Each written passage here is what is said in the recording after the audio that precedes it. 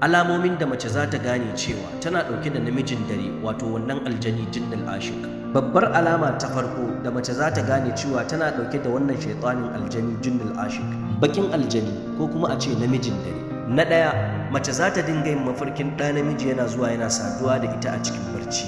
Zai dinga zuwa mata a cikin siffofi kala daban-daban. Zai dinga zuwa mata a siffar wanda ta sani ko wanda bata san shi ba, ko siffar mijinta ko tsohon mijinta ko wani ɗan uwanta ko kuma siffar mace 'yar uwarta, ko ta dinga ganin maza tsirara ko mata tsirara ko maza da mata tsirara, ko ta dinga ganin ana saduwa da wasu matan daban ko da ba da ita ake saduwan ba. Na biyu shine za ta dinga kuka ita kadai ba tare da an mata komai ba, sannan za ta dinga jin haushin mijinta ko saurayinta, sai ta dinga jin bakin ciki da mugayen tunani marasa kyau a cikin zuciyarta da faduwar gaba. Na uku, jin haushin mijinta musamman idan ya zo zai kwanta da ita. Na hudu, jin ciwon kai mai tsanani wanda ko ta sha magani baya tafiya. Na biyar, yawan hamma da kasala musamman in ta ɗauki alkur'ani za ta karanta. Da zarar ta ajiye sai ta ji ta watsake kamar ba ita ke jin barci ba.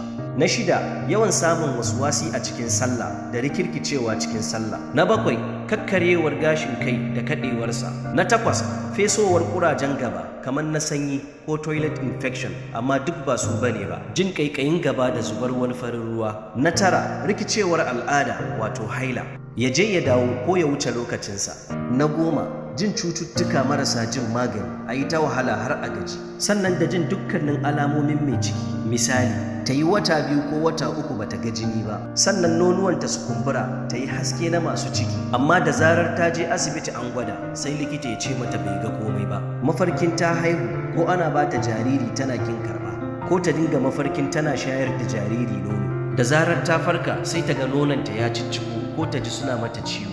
Sannan za ta dinga yawan samun matsala ta yawan bari. Da zarar ta samu ciki wata 1 ko 2 ko sama da haka, tana yin wani mummunan mafarki sai kawai ta wayi gari cikin jini, wato cikin da take da shi ya bari. Allah ya sauke. Waɗannan su ne manya-manyan alamomi da mace za ta gane cewa tana ɗauke da wannan shaitanin aljani jinnul ashik, wato bakin aljani ko namijin dare. Duk macen da ta tsinci kanta cikin waɗannan alamomi da na ambata, to babu shakka tana ɗauke da wannan shaitani a jikinta. Allah ya sauwake. Wannan aljani jinnul ashik ana iya ɗaukar cutar HIV a sanadinsa, domin wannan mafarki da kike yi ana saduwa da ke ba shirmemmen mafarki ba ne, da gaske aljanin ne yake kwanciya da ke. Domin in kin farka daga barcin za ki ji tamkar da gaske an sadu da ke. To watakila shi aljanin ya taɓa shiga jikin wasu matan kafin a koro shi ya zo jikinki. Ta iya yiwuwa waɗancan matan da ya baro jikinsu ya yi ta saduwa da su kamar yadda kike mafarkin kema yana saduwa da ke. Ta yiwu suna ɗauke da cutar HIV, sai aljanin ya kwaso kema kuma ya zo ya shafa miki. Sai ka ga ma'aurata sun wayi gari da wannan cuta, kowa yana zargin kowa. Mijin yana gani matarsa ce ta shafa masa wannan cuta, matar kuma tana ganin mijinta ne ya kwaso mata wannan cuta. Kafin ka ankara sai ka ga rigima da fitina ta auku a tsakanin ma'auratan biyu. Allah ya sauwake. Sannan in mara aure ce za ka ga in an zo gunta da maganar aure, ko an shirya maganar kamar za ta yiwu, ƙarshe maganar sai ta watsi, ko daga wurinta ko daga wurin saurayin nata, wato ko a ƙita ko kuma ita ta ƙi saurayin.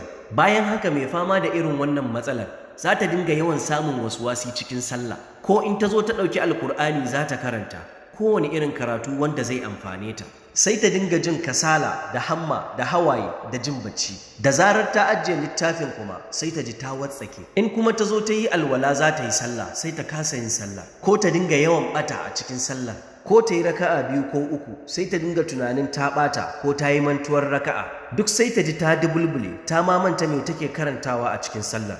Allah ya sauwake. Voice ɗinmu na gaba za ku ji yadda ake gadon aljani ta wajen uwa, da kuma yadda za a magance dukkanin waɗannan matsaloli da izinin Allah. Kada ku manta wannan jawabi ina ciro muku ne daga cikin littafin likitan kaina wallafar babban malamina Sheikh Abdulrashid Adamu Ahmad Ɗanbaiwa. Ni mai bincike Dr. Raj Abubakar, shugaba kuma jagora na cibiyar bada magungunan musulunci da na gargajiya wato Darul Thaqafa.